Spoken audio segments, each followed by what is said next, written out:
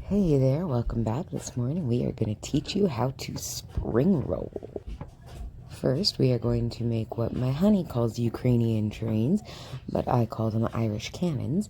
They are spring roll wrapped leftover Irish cold cannons. So they're spring rolls stuffed with mashed potatoes, bacon, cheese, and shredded cabbage, then deep fried. They are delicious.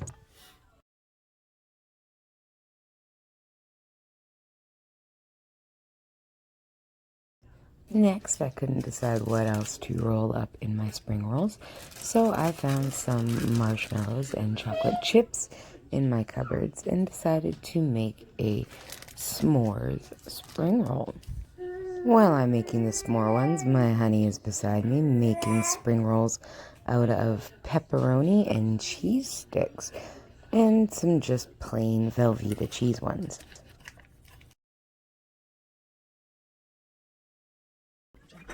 We also made a few with leftover roast beef and cheese, as well as the very interesting and truly delicious peanut butter and jelly. And I have to say, the s'more one turned out awesome. That chocolate mixed with the marshmallow got so delicious and fudgy inside.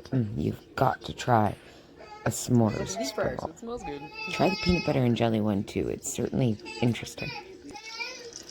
Once those rolls are all made, we simply deep fry them in a pot of oil that's reached 350 degrees Fahrenheit until golden brown.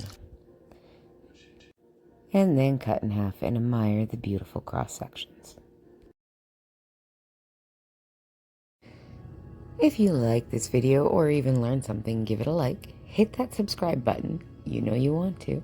And I will see you next time when I delve into how to make special noodle soup. Why? Because I had the noodle dream.